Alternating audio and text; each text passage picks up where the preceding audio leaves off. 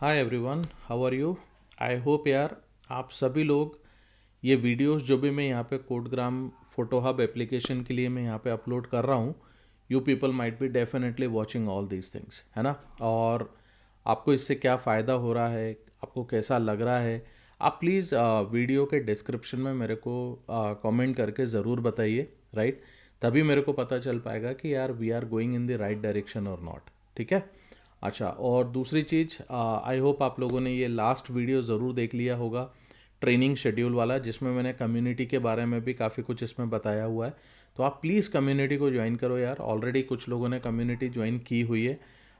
हम लोग आगे कोशिश करेंगे कम्युनिटी से रिलेटेड जो भी हमारे सेशंस प्लान होंगे, हम डेफिनेटली उनको लेके आएंगे और आपको हम बताने वाले हैं, ठीक है। तो जिनने भी अगर कम्युनिटी ज्वाइन नहीं की है गाइस, डिस्क्रिप्शन में उसका लिंक दिया हुआ है, आप प्लीज़ जाओ और वहाँ पे कम्युनिटी ज्वाइन करो। अब चलो हम लोग बात कर लेते हैं यार कि इस पर्टिकुलर सेशन में हम लोग क्या करेंगे।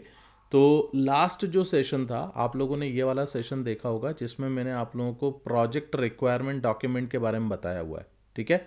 तो आई आई होप आप लोगों ने ये प्रोजेक्ट रिक्वायरमेंट डॉक्यूमेंट क्रिएट करके देखा होगा। इसका ऑलरेडी पूरा प्रॉम्प्ट इस पर्टिकुलर वीडियो में दिया हुआ है गाइस, आप वहाँ पे जा सकते हो और उसको देख सकते हो, ठीक है। अब हम लोग आगे बढ़ते हैं और आगे हमारा जो नेक्स्ट टॉपिक है उसके बारे में हम बात करते हैं। और यहाँ पे जैसा कि आपने टाइटल में देख चुके हो गाइस, हम लोग यहाँ पे बात करेंगे बेसिकली कि हम किस तरीके से जो है ना, एक जो रिक्वायरमेंट एनालिसिस होती है वो रिक्वायरमेंट एनालिसिस कैसे की जाती है, प्लस आर्किटेक्चर कैसे होता है। आर्किटेक्चर के बारे में मेरे को मेनली इस पे बात करनी है। रिक्वायरमेंट एनालिसिस तो मैंने आपको लास्ट वीडियो में बता दिया है जिसमें हम लोगों ने पीआरडी के बारे में बात की हुई थी। अब इस पर्टिकुलर सेशन में यार हम लोग बात करेंगे सिस्टम आर्किटेक्चर डायग्राम के ऊपर, राइट। अब कैसे इसको बनाना है, अगेन एआई के थ्रू आप इसको बना सकते हो, वो मैं आपको by the end of this video में आपको बताऊंगा। बट उसको देखने के पहले गाइस मेरा आपको रिकमेंडेशन है कि ये आर्किटेक्चर को बहुत ध्यान से समझो, राइट। चलो तो एक काम करते हैं, इसको अपन स्टार्ट करते हैं और मैं आपको आर्किटेक्चर के बारे में बात बताता हूँ। आर्किटेक्चर क्यों इंपॉर्टेंट है उसके बारे में अपन बात करते हैं। कुछ इसके पॉइंट्स होंगे वो मैं आपको पढ़ के और समझाऊंगा भी बेसिकली यहाँ पे। और at the end of the video हम लोग ये भी देखेंगे कि आर्किटेक्चर किस तरीके से बनाया जाएगा। तो यहाँ पे देखिए, जैसा कि मैंने लिखा हुआ है कि an architecture diagram is one of the most important artifact in software development. It acts like a map of your application before you start building it, helping you understand, explain and validate the system at a high level, ठीक है। अब देखो, आप general समझने की कोशिश करो यार कि आर्किटेक्चर की इंपॉर्टेंस क्यों है। आप मेरे को बताओ, अगर आपको एक घर बनाना है, राइट, आप विदाउट ब्लूप्रिंट वो घर बनाना प्रेफर करोगे क्या? क्योंकि आप खुद भी समझते हो यार कि अगर मैं एक घर बनाता हूँ विदाउट ब्लूप्रिंट, मेरे पास में एक एरिया मेरे को देके रख रखा हुआ है, मैंने बोल दिया मेरे को 3 BHK का एक घर बनाना है, तो घर में कौन सा कमरा कितने बाय कितने का होगा, उसका कितना स्पेस होगा, हमें कहाँ पे दरवाज़ा देना है, कहाँ पे खिड़कियाँ देना है, ये हमें पहले से एक आर्किटेक्चर डायग्राम में बना लिया जाता है, राइट। ताकि इससे ये होता है कि यार हमारे एफर्ट्स प्रॉपर तरीके से लगते हैं। अगर देखो, कल के दिन हो सकता है कि आज यार मैंने 2 काम वाले उस पर काम लगाए हुए थे और वो लोग काम कर रहे थे, किसी कारणवश वो काम वाले बेसिकली वहाँ से भाग गए, है ना। हमें अब नया वाला काम वाला लेके आना पड़ेगा, और एक्चुअली मैं नहीं लेके आऊँगा, वो ठेकेदार का काम है कि यार ठेकेदार लाएगा और जहाँ तक उसने काम कर दिया उसके आगे का काम हम उससे करवा लेंगे, राइट। तो इस तरीके से क्या होता है कि अगर आपके पास में एक आर्किटेक्चर होता है, एक ब्लूप्रिंट होता है, तो आपको पता रहता है कि यार कहाँ किस स्टेज पे हमें किस तरीके से काम करना है। नए लोगों को हायर करना होता है तो आप उनको हायर करके काम कर सकते हो। सेम यही जो फिलॉसफी है गाइज, ये भी सॉफ्टवेयर डेवलपमेंट के लिए सेम यही चीज़ है, ठीक है। तो मैं आपको सॉफ्टवेयर डेवलपमेंट में आर्किटेक्चर की इंपॉर्टेंस क्या है गाइज उसके ऊपर पहले मैं बात करूंगा, फिर हम इसको बनाएंगे कैसे उस पर भी अपन बात करेंगे। एंड ट्रस्ट में गाइज, ये पूरा सेशन आप पूरा देखना, स्किप मत करना, काफ़ी कुछ चीज़ें तुम लोगों को सीखने को मिलेंगी और एंड में तुमको काफ़ी मज़ा आने वाला है, ठीक है। चलो तो आगे बढ़ते हैं और समझते हैं। अब देखो यहाँ पे मैंने कुछ चीज़ें लिखी हैं, जैसे it provides a clear picture for understanding, है ना। अब किस चीज़ की अंडरस्टैंडिंग हो जाती है, देखिए N architecture diagram shows how the entire system fits together. मतलब उसमें component, services, database, APIs and external systems जो होते हैं वो आपस में किस तरीके से इंटरैक्ट करेंगे, कैसे कनेक्ट होंगे, इस चीज़ की अंडरस्टैंडिंग हमें आर्किटेक्चर डायग्राम देता है, ठीक है। देखो यहाँ पे मैंने कुछ पॉइंट्स वाइज भी मैंने लिखा है कि इस ये डेवलपर्स को हेल्प करता है to understand the system before writing the code. ये बहुत इंपॉर्टेंट है। वो जो डेवलपर है ना, वो एक्चुअली एक काम वाला है जिसको ये बताना ज़रूरी है कि भाई तेरे को काम करना क्या है। अदरवाइज उसको काम करना आता है, उसको कोडिंग लिखना आता है, राइट, बट उसको क्या लिखना है, कैसे बनाना है, क्या चीज़ होनी चाहिए, ये चीज़ की अंडरस्टैंडिंग डेवलप होती है गाइस आर्किटेक्चर डायग्राम के थ्रू। ठीक है। New team members on board faster, ये चीज़ मैंने आपको वो एग्जांपल के थ्रू बताई हुई थी।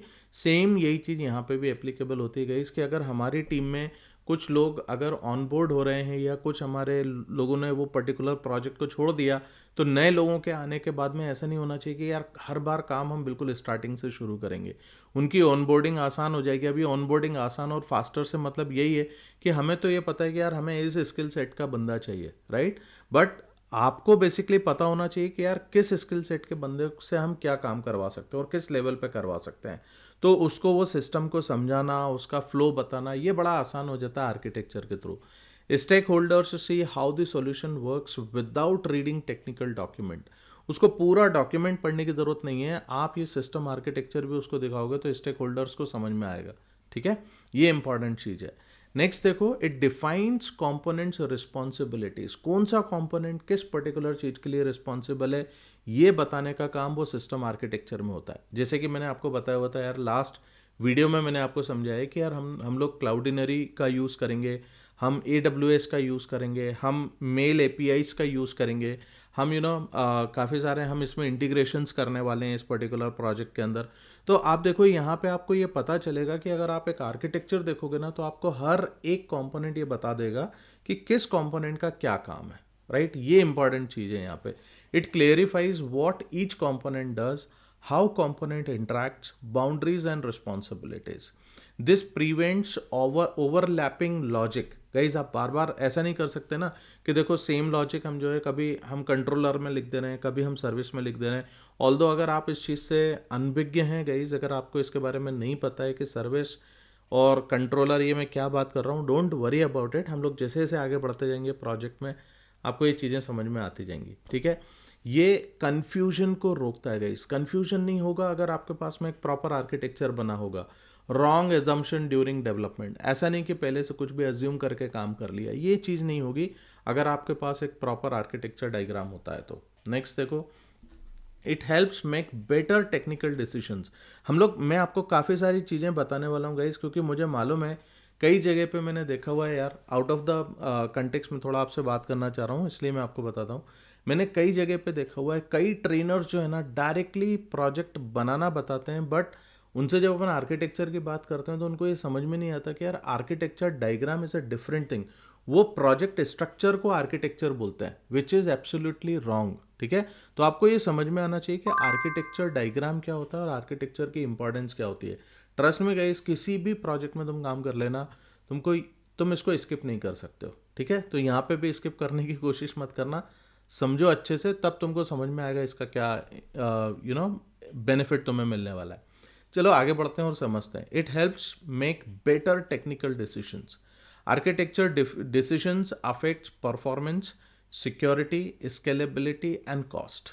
ठीक है, ये मैं बहुत ज़्यादा डिटेल में नहीं जा रहा हूँ। अगर तुमको किसी एक पर्टिकुलर टॉपिक को और डिटेल में समझना है गाइस, मेरे को कमेंट में लिख के बताना, बिकॉज आई ऑल्सो अंडरस्टैंड कि तुम्हारा टाइम इंपॉर्टेंट है यार।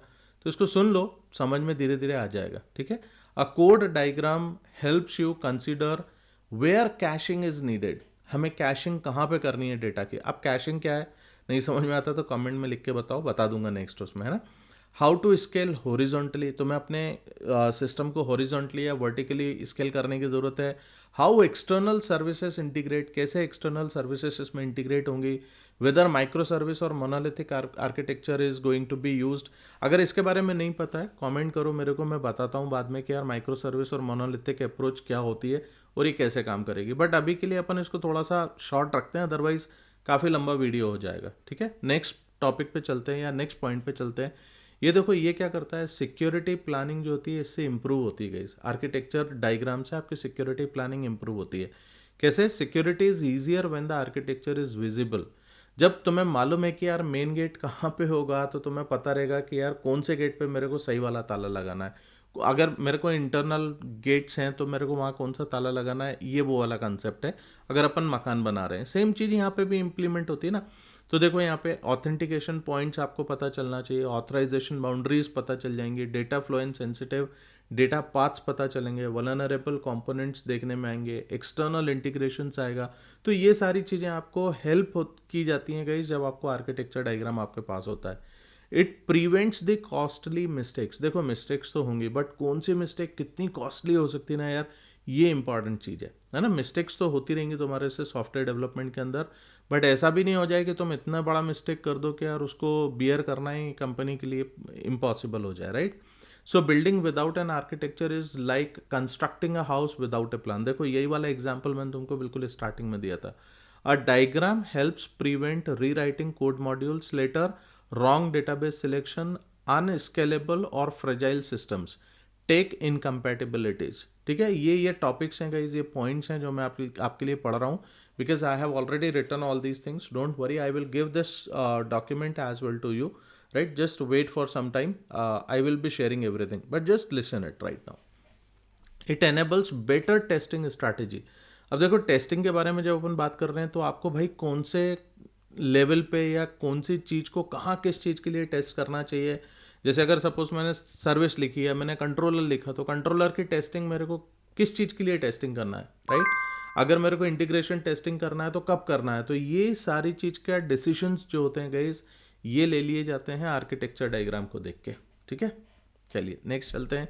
एसेंशियल फॉर कम्युनिकेशन, मतलब आपका कम्युनिकेशन जो है वो बड़ा आसान हो जाता है गाइस। अब जब मैं कम्युनिकेशन की बात कर रहा हूँ तो मल्टीपल लेवल के कम्युनिकेशंस होते हैं, जैसे क्लाइंट प्रेजेंटेशन है या डेवलपर्स का डिस्कशन होता है, एसआरएस या पीआरडी डॉक्यूमेंट्स के ऊपर डिस्कशंस होता है, डिज़ाइन रिव्यूज़ के टाइम पर डिस्कशंस होता है, ऑपरेशन टीम्स या डेवॉप्स टीम्स जो होती हैं उनके बीच में डिस्कशंस होते हैं। तो ये सारे डिस्कशंस के लिए गाइस एक चीज़ ये बोली जाती है कि यार जैसे सपोज अभी अपन बात कर रहे हैं, राइट, तो अपने बीच में एक कॉमन लैंग्वेज है जो जिसके थ्रू आप मेरे को समझ पाते हो, मैं आपको समझ पाता हूँ, राइट। तो इसी तरीके से जब हम इन सब के बारे में बात कर रहे हैं, जैसे क्लाइंट हुआ, डेवलपर्स हुए, डिज़ाइन टीम हो गई हमारे डेवॉप्स टीम हो गई, तो ये सब जो है ना ये स्टेक होल्डर्स कहलाते हैं गाइज हमारी पूरी एप्लीकेशन के। तो इनके बीच में एक लैंग्वेज होनी चाहिए जो कि कॉमन लैंग्वेज है, and that common language is basically the architecture diagram. अगर ये आर्किटेक्चर डायग्राम सबको क्लियर है तो काफ़ी सारे डिसीजंस, काफ़ी सारे कम्युनिकेशंस होते हैं जो आसान हो जाते हैं। Getting my point.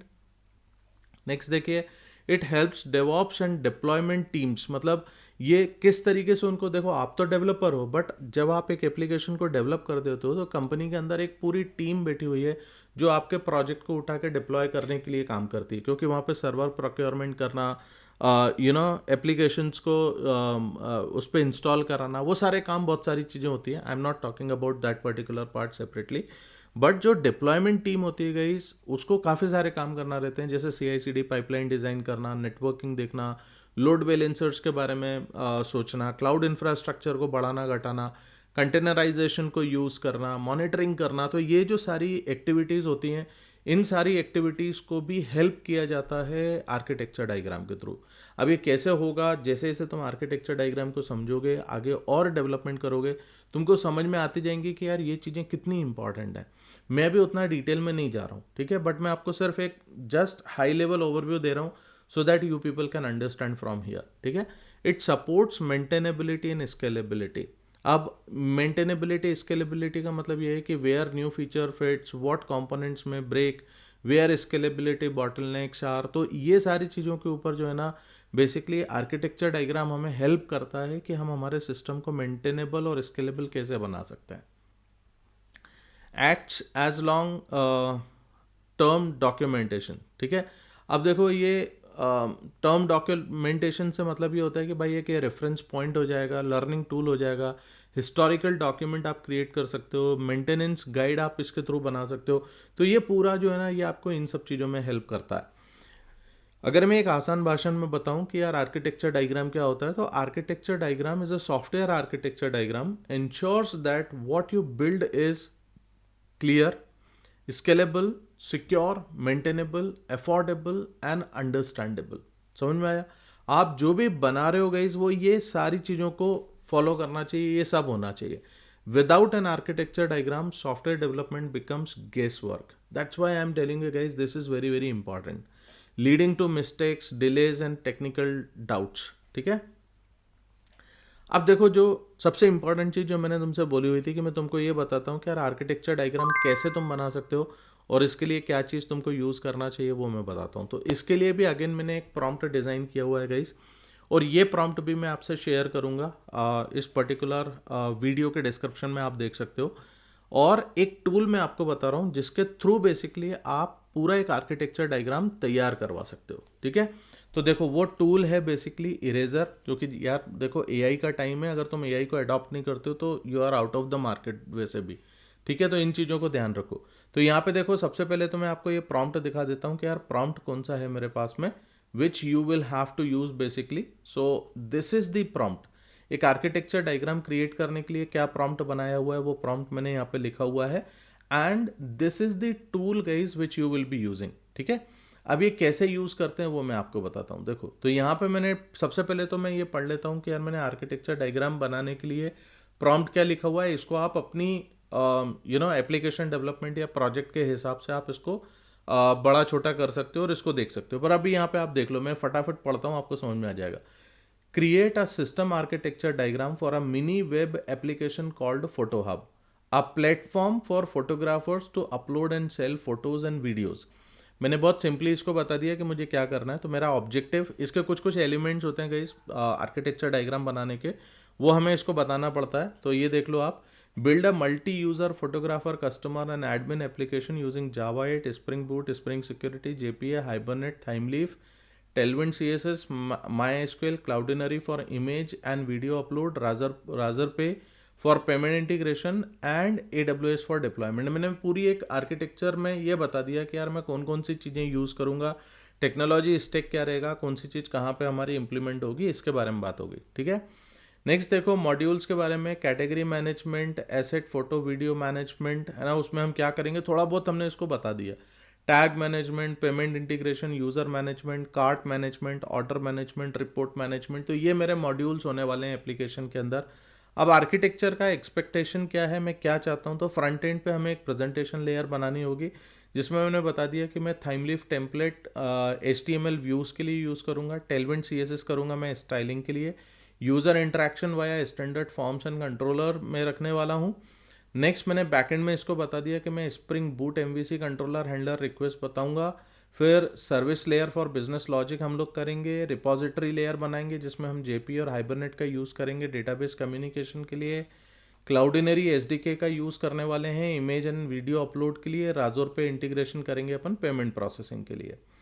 देन इसके बाद मैंने डेटाबेस लेयर के बारे में बात कर ली कि यार MySQL database storing, user, asset, category, मैंने सब बता दिया कि यार हम क्या चीज़ MySQL डेटाबेस में यूज़ करने वाले हैं। स्प्रिंग सिक्योरिटी का यूज़ करेंगे, रोल बेस्ड एक्सेस होगा मेरा, पासवर्ड एनक्रिप्टेड यूजिंग Bcrypt, और OAuth 2 हम गूगल के थ्रू यूज़ करने वाले हैं। ठीक है?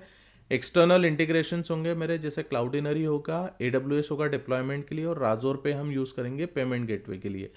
एक्सपेक्टेड आउटपुट में क्या चाहता हूँ जब ये पर्टिकुलर चीज़ बने, तो show all component, front end spring boot, back and layer, controller, service, repository, database MySQL, AWS S3, Razor Pay and Spring Security, use arrows to indicate data flow, upload, download media to from Cloudinary, payment processing through Razor Pay API, auth checks through Spring Security, CRUD operations on MySQL, and मैंने ये बोल दिया कि labour, sorry not labour, it is a label, major modules and indicate interaction path between user, role, backend and external systems.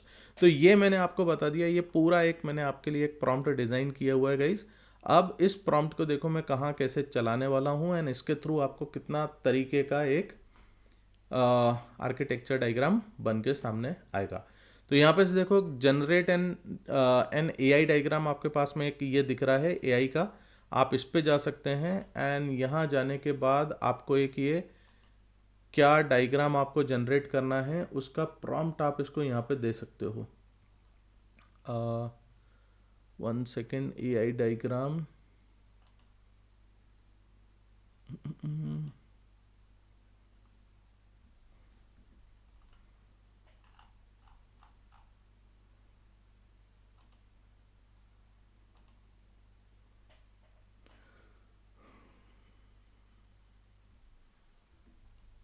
Okay, सो मैंने देखिए यहाँ पे मैंने वो पूरा डायग्राम का जो प्रॉम्प्ट है, डायग्राम जनरेशन प्रॉम्प्ट, यहाँ पे अपन नहीं रखेंगे, इधर मेरे को रखने की रिक्वायरमेंट नहीं है। मैं यहाँ पे से मैं चाहूँ तो मैं इसको हटा देता हूँ।